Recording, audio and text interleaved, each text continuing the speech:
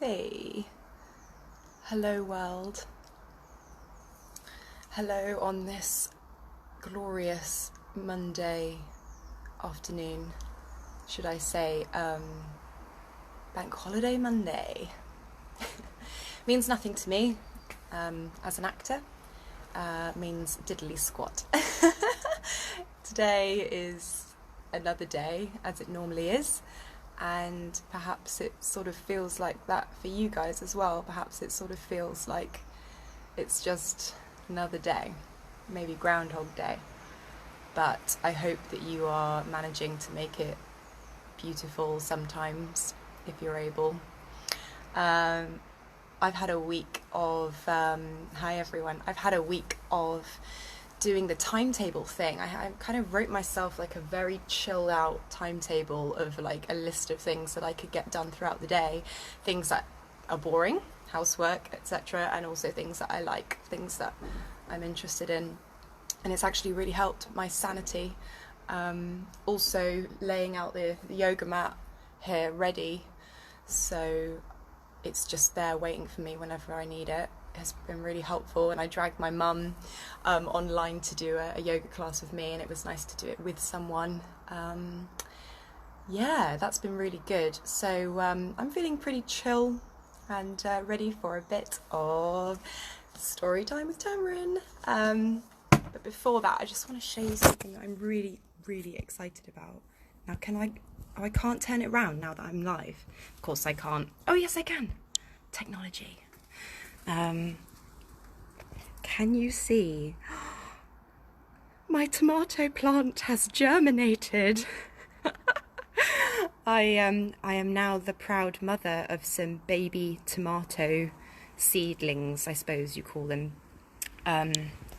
Yeah, I'm buzzing. You know, in the time of Corona, I've been saying to my friends and to everyone, I've been sort of banging on about, you know, we've got to grow our own vegetables and be self-reliant and all this stuff. And so I have started by growing some tomatoes. I'm just sticking the phone down so that it doesn't fall. There we are, that's okay now, I think. Yeah, so we are doing a short history of nearly everything. I've wanted to read this anyway, so now I'm reading it with you guys. Last chapter we were looking at Earth tectonics. Hi Ben, hi Christian, hi Bianca, hi everyone. Yeah, we were looking at plate tectonics, and I would say it was kind of nice because I understand the size of those things, even if they're still massive. You know, you can fathom it. And now we are going to skip to chapter 24, and we're going to go into the microscopic again. We are going into cells. Ooh, cells. Perhaps a bit topical for us at the moment. We're going, instead of being just on Earth, we've been in the universe, we've been doing quarks, which are everywhere, the building blocks of all existence. We went to Earth, we went to tectonics, and now we're going cells, we're going into the body. So again, I never know what this book's going to say. It's very educational. Hi Mark. But yeah, here we go. I hope the sound's okay. It's been a bit stormy today. It's been blustery, and it's calmed down now, in time for story time. Okay, cells. It starts with a single cell. The first cell splits to become two, and the two become four, and so on. After just 47 doublings, you have 140,000 trillion cells in your body and are ready to spring forth as a human being. And every one of those cells knows exactly what to do to preserve and nurture you from the moment of conception to your last breath. You have no secrets from your cells. They know far more about you than you do. Each one carries a copy of the complete genetic code, the instruction manual for your body, so it knows how to do not only its own job, but every other job in the body too. Never in your life will you have to remind a cell to keep an eye on its adenosine trisulfate levels, or to find a place for the extra squirt of folic acid that's just unexpectedly turned up. It will do that for you, and millions more things besides. Every cell in nature is a thing of wonder. Even the simplest are far beyond the limits of human ingenuity. To build the most basic yeast cell, for example, you would have to miniaturize about the same number of components as are found in a Boeing 777 jetliner and fit them into a sphere just 5 microns across. Then somehow you would have to persuade that sphere to reproduce. But yeast cells are as nothing compared with human cells, which are not just more varied and complicated, but vastly more fascinating because of their complex interactions. Your cells are a country of 10,000 trillion citizens, each devoted in some intensively specific way to your overall well-being. There isn't a thing they don't do for you. They let you feel pleasure and form thoughts. They enable you to stand and stretch and caper. When you eat, they extract the nutrients, distribute the energy, and carry off the wastes, all those things you learned about in school biology, but they also remember to make you hungry in the first place and reward you with a feeling of well-being afterwards so that you won't forget to eat again. I've never had that problem. They keep your hair growing, your ears waxed, your brain quietly purring. They manage every corner of your being. They will jump to your defense the instant you are threatened. They will unhesitatingly die for you. Billions of them do so daily. And not once in all your years have you thanked even one of them. So let us take a moment now to regard them with the wonder and appreciation they deserve. We understand a little of how cells do the things they do, how they lay down fat or manufacture insulin or engage in many of the other acts necessary to maintain complicated entities like yourself, but only a little. You have at least 200,000 different types of protein labouring away inside you, and so far we understand what no more than about 2% of them do. Others put the figure at more like 50%. It depends, apparently, on what you mean by understand. Hi Chantal, hi Joe. Surprises at the cellular level turn up all the time. In nature, nitric oxide is a formidable toxin and a common component of air pollution. So scientists were naturally a little surprised when, in the mid-1980s, they found it being produced in a curiously devoted manner in human cells. Its purpose was at first a mystery, but then scientists began to find it all over the place, controlling the flow of blood and the energy levels of cells, attacking cancers and other pathogens, regulating the sense of smell, even assisting in penile erections. It also explained why nitroglycerin, the well-known explosive, soothes the heart pain known as angina. It is converted into nitric oxide in the bloodstream, relaxing the muscle linings of vessels, allowing blood to flow more freely. In barely the space of a decade, this one gassy substance went from extraneous toxin to ubiquitous elixir. You possess some few hundred different types of cell, according to the Belgian biochemist Christian de Duve, and they vary enormously in shape and size, from nerve cells whose filaments can stretch to over 1 meter to tiny dish-shaped red blood cells to the rod-shaped photocells that help to give us vision. They also come in a sumptuously wide range of sizes, nowhere more strikingly than at the moment of conception, when a single beating sperm confronts an egg 85,000 times bigger than it, which rather puts the notion of male conquest into perspective. On average, however, a human cell is about 20 microns wide.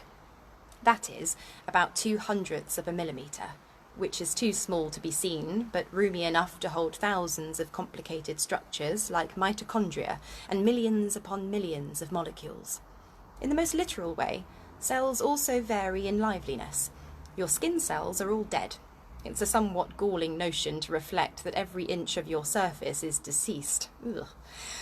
If you are an average-sized adult, you are lugging around over 2 kilograms of dead skin, of which several billion tiny fragments are sloughed off each day. Run a finger along a dusty shelf and you are drawing a pattern very largely in old skin. Oh, delicious. Hi, Chris. Most living cells seldom last more than a month or so, but there are some notable exceptions. Liver cells can survive for years, though the components within them may be renewed every few days. Brain cells last as long as you do. You are issued with 100 billion or so at birth, and that is all you are ever going to get. It has been estimated that you lose 500 of them an hour, so if you have any serious thinking to do, there really isn't a moment to waste. The good news is that the individual components of your brain cells are constantly renewed so that, as with the liver cells, no part of them is actually likely to be more than about a month old. Indeed, it has been suggested that there isn't a single bit of any of us, not so much as a stray molecule, that was part of us 9 years ago. It may not feel like it, but at the cellular level, we are all youngsters. The first person to describe a cell was Robert Hooke, whom we last encountered squabbling with Isaac Newton over credit for the invention of the inverse square law. Hooke achieved many things in his 68 years. He was both an accomplished theoretician and a dab hand at making ingenious and useful instruments. But nothing he did brought him greater admiration than his popular book, Micrographia, or Some Physiological Descriptions of Miniature Bodies Made by Magnifying Glasses, published in 1665.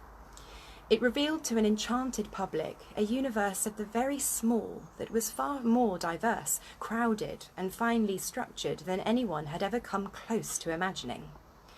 Among the microscopic features first identified by Hooke were little chambers in plants that he called cells, because they reminded him of monks' cells. Hooke calculated that a 1-inch square of cork could contain 1,259,712,000 of these tiny chambers. Ha! Take that, Priti Patel, I can read numbers. The first appearance of such a very large number anywhere in science. Microscopes by this time had been around for a generation or so, but what set Hooke's apart were their technical supremacy. They achieved magnifications of 30 times, making them the last word in 17th century optical technology. So it came as something of a shock when just a decade later, Hooke and the other members of London's Royal Society began to receive drawings and reports from an unlettered linen draper in the Dutch city of Delft, employing magnifications of up to 275 times. The draper's name was Antony van Leeuwenhoek. I'm just going to refer to him as Antony.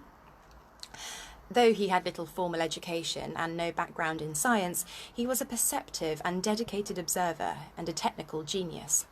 To this day, it is not known how he got such magnificent magnifications from such simple handheld devices, which were little more than modest wooden dowels with a tiny bubble of glass embedded in them, far more like magnifying glasses than what most of us think of as microscopes, but really not much like that either.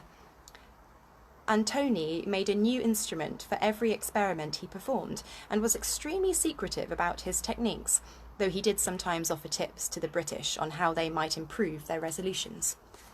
Over a period of 50 years, beginning, remarkably enough, when he was already past 40, Antony made almost 200 reports to the Royal Society, all written in Low Dutch, the only tongue of which he was master.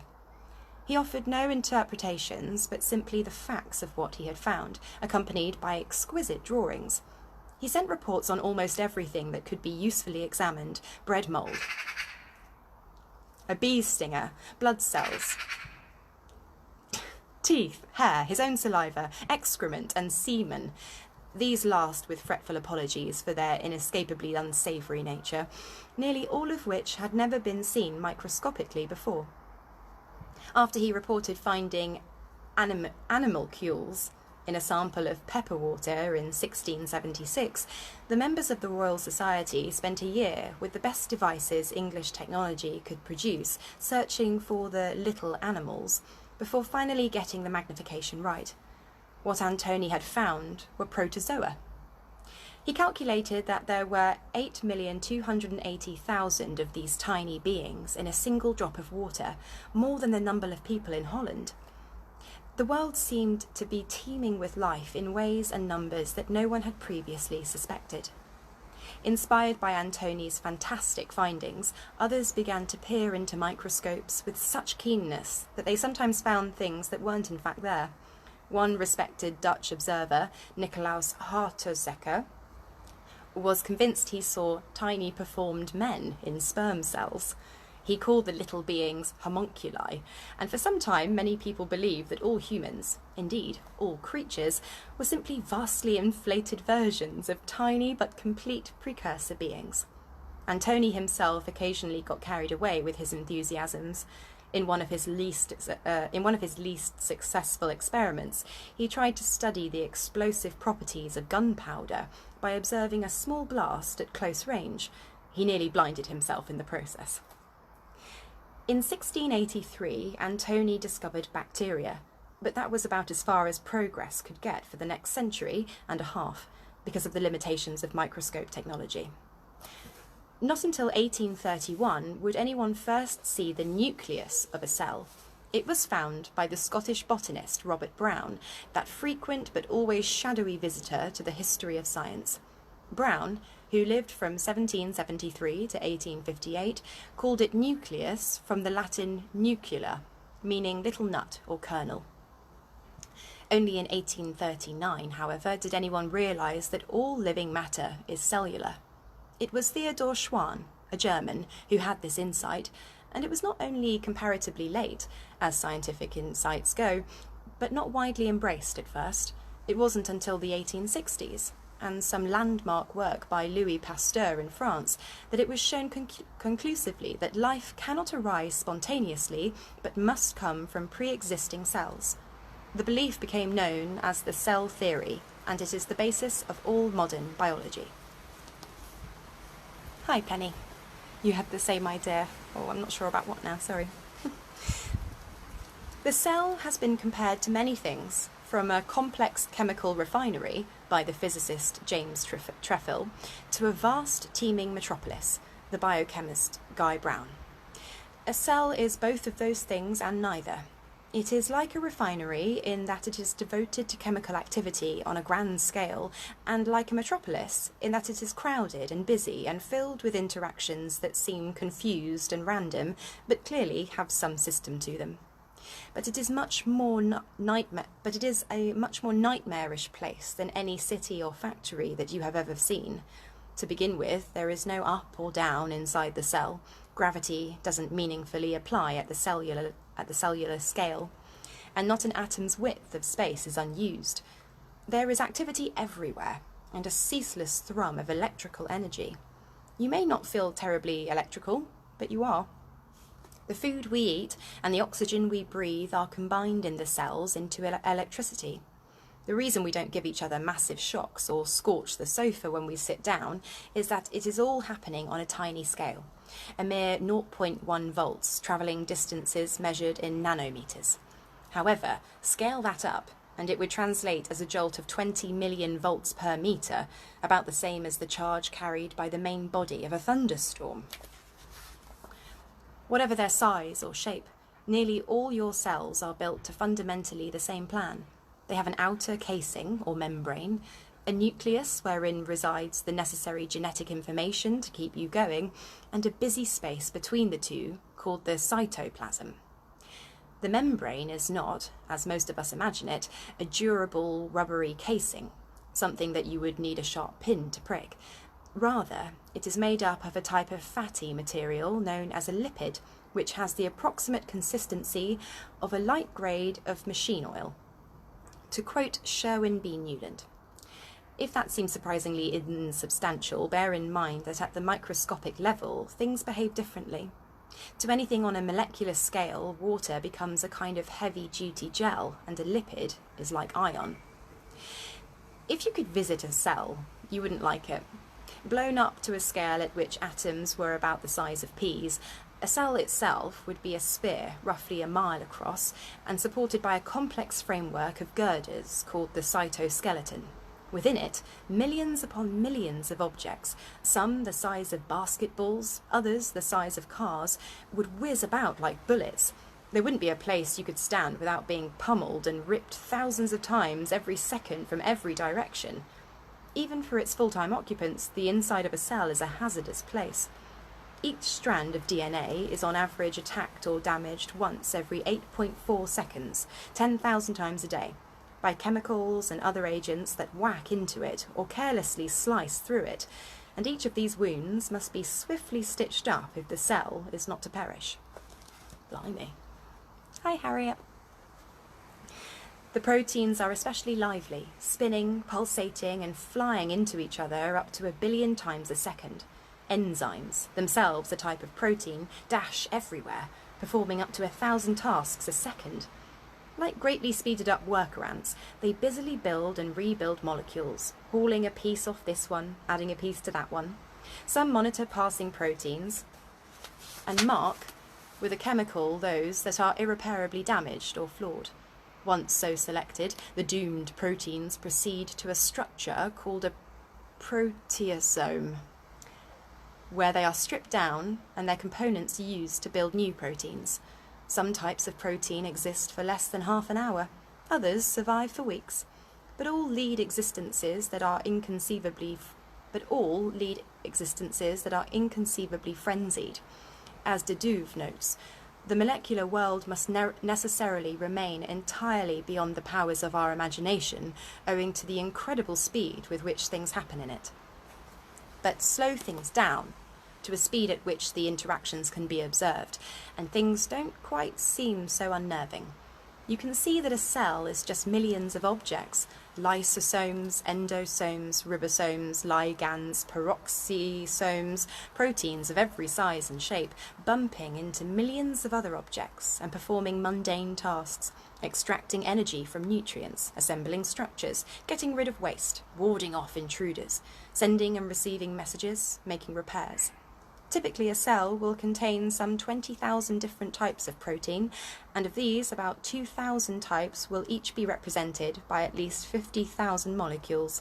This means, says Newland, that even if we count only those molecules present in amounts of more than 50,000 each, the total is still a very minimum of 100 million protein molecules in each cell. Such a staggering figure gives some idea of the swarming immensity of biochemical activity within us. It is all an immensely demanding process. Your heart must pump 343 litres of blood an hour, over 8,000 litres every day, 3 million litres in a year. That's enough to fill 4 Olympic-sized swimming pools, to keep all those cells freshly oxygenated.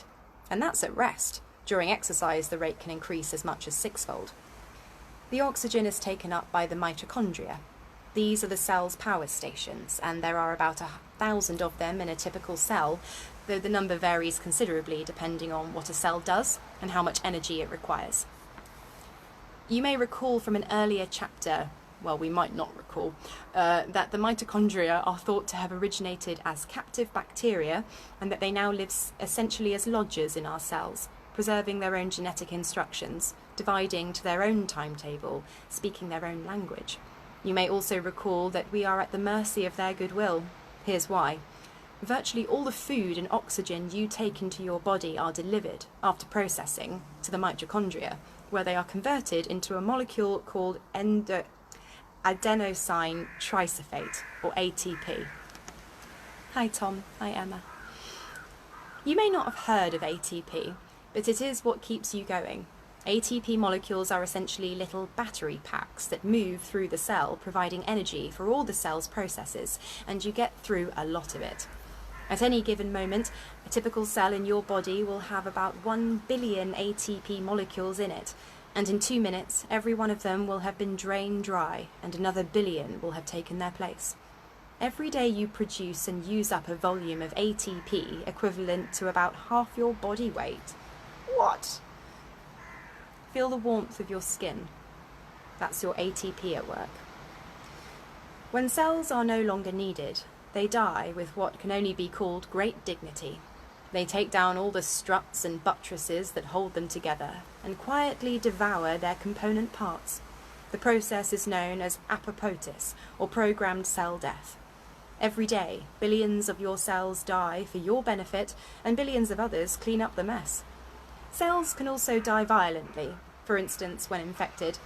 but mostly they die because they are told to. Indeed, if not told to live, if not given some kind of active instruction from another cell, cells automatically kill themselves. Cells need a lot of reassurance. When, as occasionally happens, a cell fails to expire in the prescribed manner, but rather begins to divide and proliferate wildly, we call the result cancer. Cancer cells are really just confused cells. Cells make this mistake fairly regularly, but the body has elaborate mechanisms for dealing with it. It is only very rarely that the process spirals out of control. On average, humans suffer one fatal malignancy for each 100 million billion cell divisions. Cancer is bad luck in every possible sense of the term. The wonder of cells is not that things occasionally go wrong, but that they manage everything so smoothly for decades at a stretch. They do so by constantly sending and monitoring streams of messages, a cacophony of messages from all around the body, instructions, queries, corrections, requests for assistance, updates, notices to divide or expire. Most of these signals arrive by means of couriers called hormones, chemical entities such as insulin, adrenaline, estrogen and testosterone that convey information from remote outposts like the thyroid and endocrine glands. Still, other messages arrive by telegraph from the brain or from regional centres in a process called paracrine signalling. Finally, cells communicate directly with their neighbours to make sure their actions are co-coordinated. What is perhaps most remarkable is that it is all just random frantic action, a sequence of endless encounters directed by nothing more than elemental rules of attraction and repulsion. There is clearly no thinking presence behind any of the actions of the cells. It all just happens, smoothly and repeatedly, and so reliably that seldom are we even conscious of it.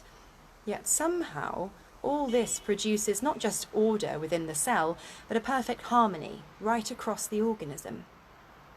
In ways that we have barely begun to understand, trillions upon trillions of reflective chemical reactions add up to a mobile, thinking, decisive-making you, or, come to that, a rather less reflective but still incredibly organised dung beetle. Every living thing, never forget, is a wonder of atomic engineering.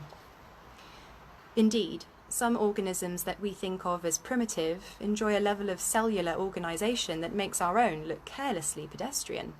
Disassemble the cells of a sponge, by passing them through a sieve, for instance, then dump them into a solution, and they will find their way back together and build themselves into a sponge again. You can do this to them over and over and they will doggedly reassemble because, like you and me and every other living thing, they have one overwhelming impulse: to continue to be. And that's because of a curious, determined, barely understood molecule that is itself not alive and for the most part doesn't do anything at all. We call it DNA. And to begin to understand its supreme importance to science and to us, we need to go back 160 years or so to Victorian England, to the moment when the naturalist Charles Darwin had what has been called the single best idea that anyone has ever had, and then, for reasons that take a little explaining, locked it away in a drawer for the next 15 years. The end. Blimey. I found that quite a lovely chapter to read. What? There's so much in one cell. It's just ridiculous. Science is just ridiculous. I can't understand it. There's too many huge numbers. There's too much going on. How can there be that much going on in one cell? It's ridiculous. It's interesting when you read a scientific book like this as a very sort of hippie, spiritual type. I think the description of, a letter. Oh, love that. What is this book? Oh, I'm glad you enjoyed it. This book is A Short History of Nearly Everything, Bill Bryson. It's great. There's standalone chapters, so you can just dive in of each chapter and you don't have to have read the previous one. And it's just, you learn about the universe, all sorts of different things. So I'm really enjoying it. But yeah, it is funny when it's such a scientific perspective. and if you are a little bit spiritual like me and you think maybe there's a little bit more going on than just kind of functions and it does this because it does that, you know, are these things all randomly just happening? Or is it because it's being directed by something either greater than us or powered by us, by our energy, by our decisions? It's, yeah, I don't know. What do you think? Thanks so much for listening. It's so nice to read with you. And I don't know what chapter I'll do next. The next one I was going to do is called Goodbye, because it's one of the shorter chapters. So it's easier to kind of listen all the way through, but it is about the climate crisis. It's the end of the book, and it's talking about sort of what's going on with different species. So I don't know if that's something that people want to hear about, but maybe I'll read it anyway, just because it's a short chapter. Yeah, so great to read with you. Oh, what an amazing day. Happy Easter, I guess. I mean, for me, it's just another day. I'm not really into Easter, although I am into chocolate sometimes. But yeah, sending lots of love your way, guys. And I don't know what I'm going to do about reading tomorrow. Please send me a short story on Messenger. If you've got any short stories you'd like to be read out, they don't have to be kids' stories. They can be adult ones too. They're for everyone anyway, so it would be great to read out some new material and not just kind of famous books that we all know. But yeah, I guess I'll see you tomorrow. Message me some stories, please. Okay, bye.